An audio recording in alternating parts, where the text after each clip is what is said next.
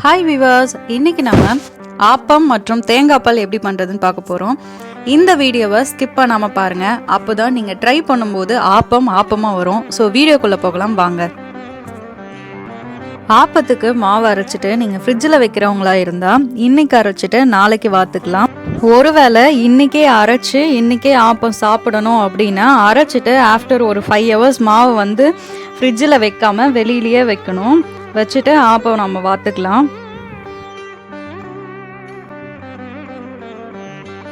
நான் இப்போ 10 பேர் சாப்பிட்ற அளவுக்கு அரிசி உளுந்து ரெண்டுமே எடுத்துக்கிறேன்.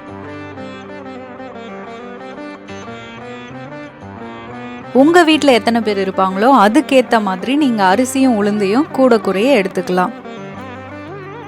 இப்போ ஆப்ப மாவு ரெடி பண்ணுறதுக்கு அரிசி எடுத்துக்கணும்.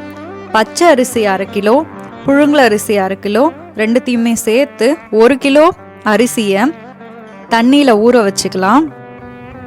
எப்பயுமே ஒரு பாத்திரத்துல இருந்து நம்ம அரிசி எடுத்து போடுறோம் அப்படின்னா கொஞ்சோண்டு அரிசியை எடுத்து அதே நம்ம எடுத்த பாத்திரத்துலேருந்து போடும்போது நமக்கு வறுமை நிலை வராமல் இருக்கும்ட்டு பெரியவங்க சொல்லியிருக்காங்க. 1 கிலோ அரிசி எடுத்துக்கிறோம் அப்படின்னா நம்ம 100 கிராம் உளுந்து எடுத்து தண்ணியில் ஊற வச்சுக்கணும். அரிசியும் உளுந்தையும் தனித்தனியாக நம்ம ஊற வச்சு 3 மணி நேரம் கழிச்சு தான் அரைக்க போகிறோம்.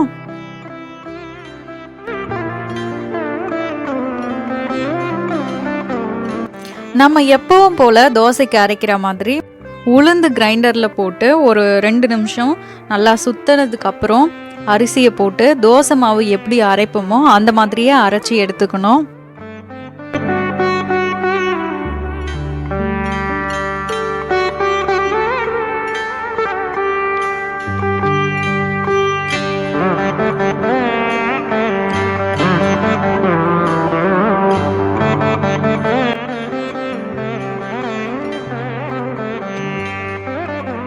இந்த பதத்துக்கு மாவை அரைச்சி எடுத்துட்டாச்சு. ஒரு 6 மணி நேரம் மாவு வெளியிலேயே வச்சு ஊறணும். அப்படி இல்லைன்னா ஃப்ரிட்ஜில் வச்சு மறுநாள் கூட நீங்கள் வாத்துக்கலாம். நெக்ஸ்ட் நம்ம தேங்காய் பால் ரெடி பண்ண போகிறோம். நம்ம இன்னைக்கு 10 பேர் சாப்பிட்ற அளவுக்கு ஆப்ப மாவு அரைச்சிருக்கோம். ஆப்ப மாவுக்கும் 3 மூடி தேங்காய் பால் தேவைப்படுது. நம்ம ஆப்பத்துக்கு தொட்டுக்கிறதுக்கும் 6 மூடி தேங்காய் பால் தேவைப்படுது. ஸோ எல்லாத்தையுமே திருவி வச்சுக்கணும். திருவணும்ன்ட்டு அவசியம் இல்லை, வேணும்னா நம்ம பெத்தையாக கூட கீறி எடுத்துக்கலாம்.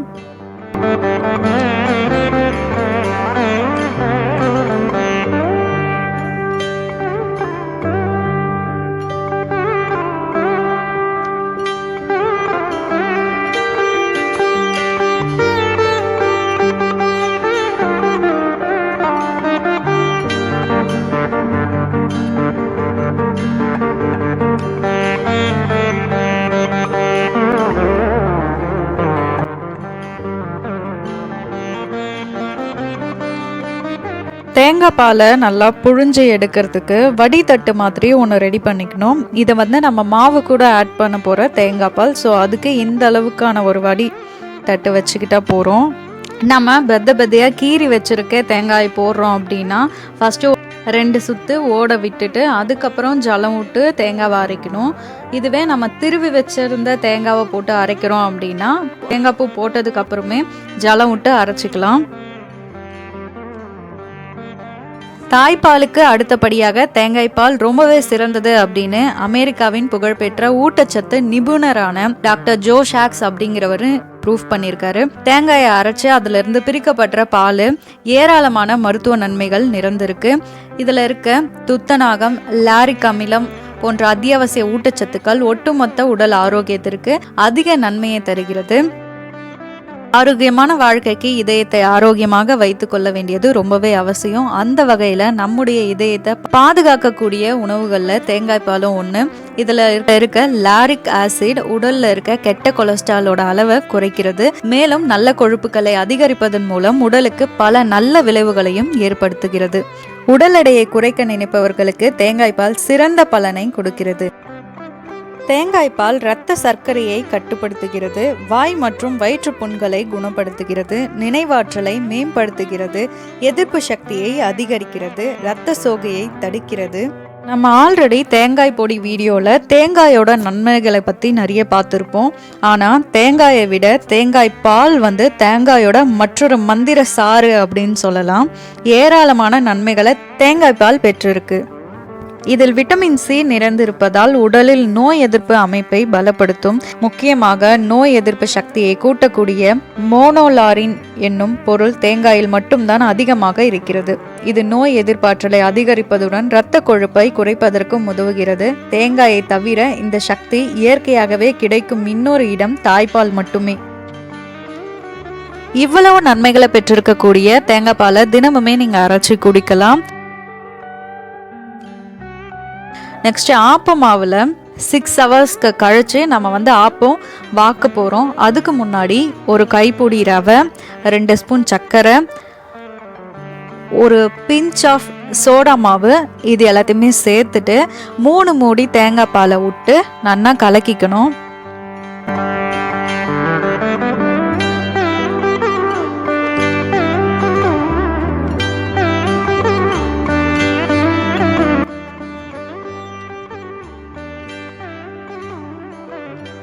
இந்த அளவுக்கு நம்ம அரைச்சி வச்சிருந்த மாவை ரெடி பண்ணிக்கணும்.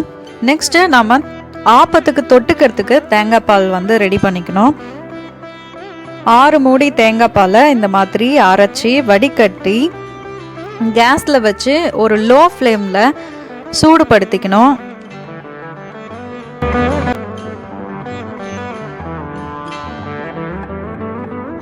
கொஞ்ச நேரம் சூடு பண்ணா போதும், ரொம்ப நேரம்லாம் பாலை காய விடக்கூடாது. மிதமான அளவு சூடுபடுத்திக்கிட்டா போறோம். தேங்காய் பால் தொட்டுட்டு ஆப்பம் சாப்பிட்டதுக்கு அப்புறம் சில பேருக்கு திகட்டுற ஃபீல் வரும். எங்க ஹவுஸ்ல கார சட்னி பண்ணி வைப்போம். இப்போ நம்ம பண்ணியிருக்கிறது கார சட்னி தான். தக்காளி வெங்காயம் ரெண்டுத்தையுமே பச்சையாவே அரைச்சிட்டு நெக்ஸ்ட் ஒரு கேஸ் ஸ்டவ் மேல வானம் வச்சு எண்ணெய் விட்டு கடுகு போட்டு அரைச்சி வச்சிருந்த தக்காளி வெங்காய பேஸ்ட் அதில் போட்டுட்டு தேவையான அளவு உப்பு, தனி மிளகாய் தூள் போட்டு நல்லா கொதிக்க விடணும். ஆஃப்டர் பார்த்தீங்கன்னா நம்மளுடைய கார சட்னி ரெடி. ஆப்பம் வாக்கிறதுக்கு ஆப்பக்கல்ல கேஸ் ஸ்டவ் மேலே வச்சுக்கணும். அது நல்லா சூடானதுக்கப்புறம் லைட்டாக எண்ணெய் தடவி அதில் ஆப்ப மாவு 2 கரண்டி விட்டு இந்த மாதிரி பண்ணிட்டு வச்சுட்டு அதில் சிறிதளவு எண்ணெய் விட்டு மூடிட்டு கொஞ்ச நேரம் வெயிட் பண்ணணும்.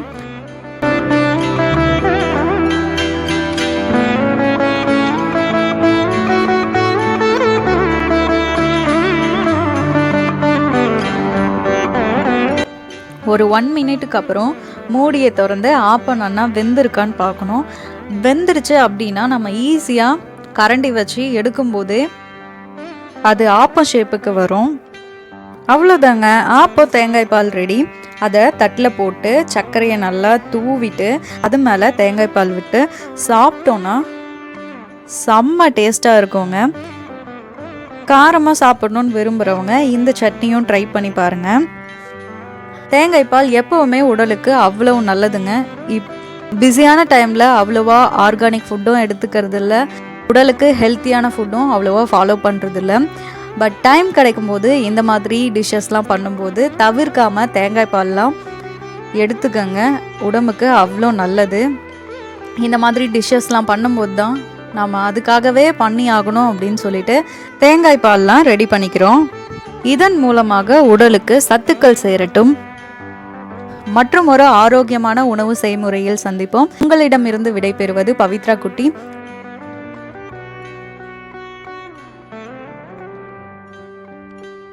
இது போன்ற ஆரோக்கியமான சமையல் செய்முறைகளை தெரிந்து கொள்ள மறக்காம பவித்ரா குட்டி சேனலை லைக் பண்ணுங்க, கமெண்ட் பண்ணுங்க, ஷேர் பண்ணுங்க, சப்ஸ்கிரைப் பண்ணுங்க, கூடவே பெல் ஐக்கானை கிளிக் பண்ணுங்க. அப்பதான் நான் போடுற வீடியோ உங்களுக்கு நோட்டிபிகேஷனா சேரும். தேங்க்யூ.